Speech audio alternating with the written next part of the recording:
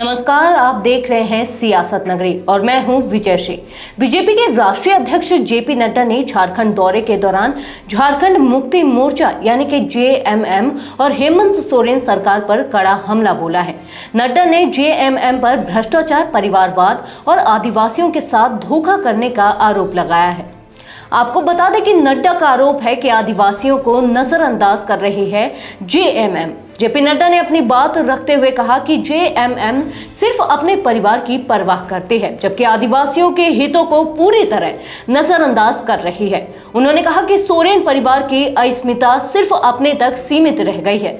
नड्डा ने उदाहरण देते हुए कहा कि चंपाई सोरेन और सीता सोरेन जैसे नेताओं को भी हाशिए पर धकेल दिया गया। उन्होंने जेएमएम को आदिवासी अस्मिता के नाम पर राजनीति करने वाला बताया, लेकिन आरोप लगाया कि यह पार्टी आदिवासियों के असली मुद्दों पर ध्यान नहीं देती। ऐसे में सवाल उठता है कि क्या जेएमएम वाकई आदिवासियों की आवाज बन पाई है या फिर यह पार्टी महज एक परिवार के इर्द गिर्द सिमट गई है। जेपी नड्डा ने झारखंड की सत्ताधारी पार्टी जेएमएम के साथ कांग्रेस पर भी जमकर निशाना साधा। उन्होंने कांग्रेस को महाभ्रष्ट और राष्ट्र विरोधी बताया। उनका कहना है कि कांग्रेस ने भाई भतीजावाद, तुष्टीकरण और भ्रष्टाचार को बढ़ावा दिया है और जेएमएम ने भी इन्हीं नीतियों को अपनाया है। नड्डा ने आरोप लगाया कि हेमंत सोरेन की सरकार ने भी कांग्रेस से भ्रष्टाचार का तरीका सीख लिया है। उन्होंने कहा कि जेएमएम अब एक भ्रष्ट पार्टी बन गई है जिसने परिवारवाद और भाई भतीजावाद को बढ़ावा दिया है।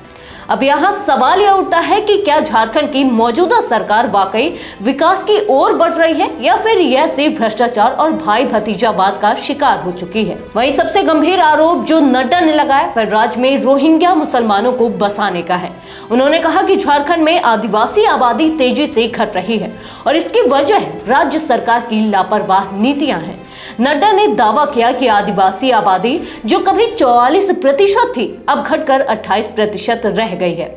उन्होंने आरोप लगाया कि राज्य में गलत तरीके से रोहिंग्या मुसलमानों को बसाया जा रहा है, आधार कार्ड बनाए जा रहे हैं और आदिवासियों की जमीनें हड़पी जा रही हैं।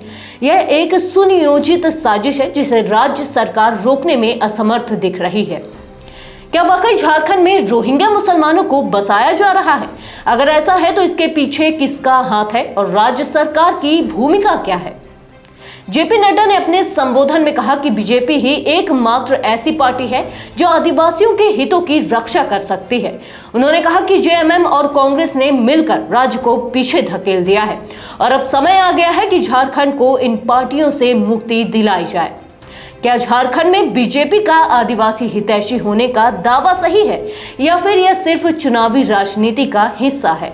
हमें कमेंट्स में बताएं कि आपका इन मुद्दों पर क्या विचार है। जुड़े रहिए हमारे साथ। सियासत के अगले एपिसोड में फिर मिलेंगे। धन्यवाद।